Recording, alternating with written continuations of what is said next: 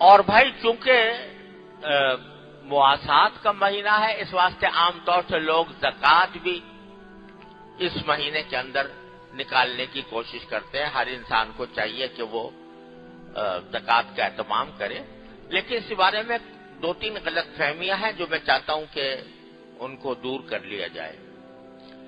پہلی بات تو یہ ہے کہ لوگ سمجھتے ہیں بس زکوٰۃ رمضان ہی کے اندر دینی ہے، رمضان ہی کے اندر اس کا حساب کرنا ہے۔ یہ بات غلط ہے۔ شرعی اعتبار سے آدمی کو ہر سال میں ایک دن ہوتا ہے جس دن کے اس کو حساب کرنا چاہیے اپنے زکوٰۃ کا۔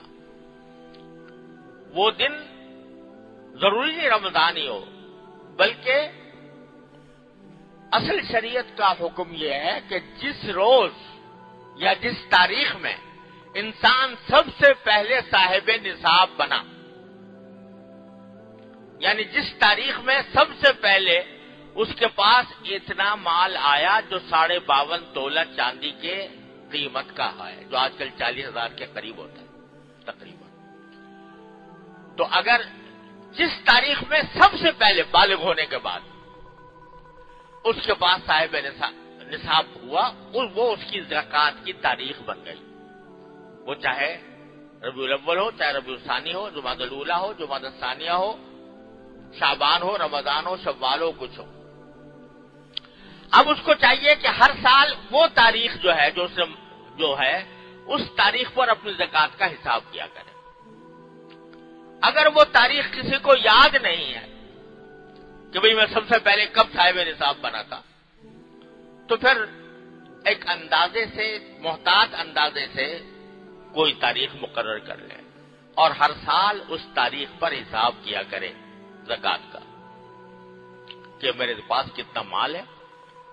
وہ مال جس کے اوپر زکوٰۃ آتی ہے وہ کیا ہوتا ہے؟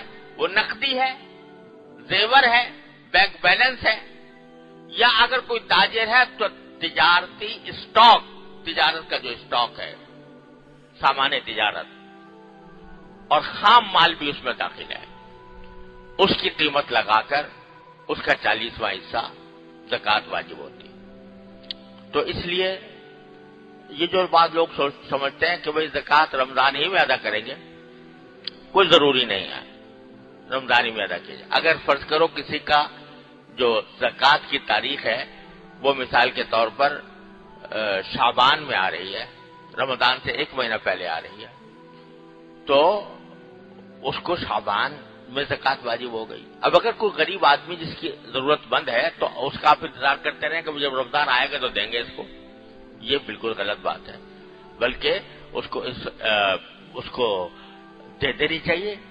جس کی جتنی ضرورت ہے اس ضرورت کو پورا کرنا زیادہ ثواب ہے بنسبت اس کے کہ آدمی رمضان کا انتظار کرے۔ پھر لیکن بہرحال اگر گنجائش ہے تو اس وقت بھی دے دے اور رمضان کے لیے بھی رکھے، رمضان کے اندر دینے میں انشاءاللہ زیادہ ثواب ملنے کی امید ہے۔ ایک بات تو یہ ہے۔ دوسرا یہ کہ بہت سے لوگ زکوٰۃ کا باقاعدہ حساب نہیں کرتے، بس ایک اندازے سے نکال دیتے ہیں۔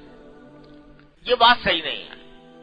آدمی کو، ہر انسان کا یہ فرض ہے کہ وہ حساب کرے کتنے میرے پاس نقدی ہے، کتنا میرے پاس زیور ہے، اس کی کیا قیمت ہے، اور کتنا میرے پاس سامان تجارت ہے، اس کی کیا قیمت ہے جو میں نے بیچنے کے لیے لیا ہوا ہے، اور پورا حساب کر کے باقاعدہ لکھ کر اور اس کو اپنے پاس رکھے، پھر چاہے ادا کرتا رہے رفتہ کر کے، لیکن حساب کرنا ضروری۔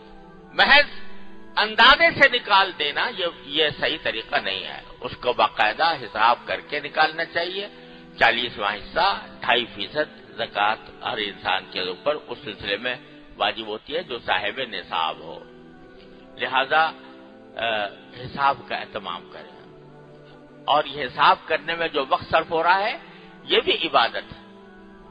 یہ نہ سمجھے کہ یہ کوئی وقت ضائع ہو گیا، بلکہ یہ بھی عبادت ہے۔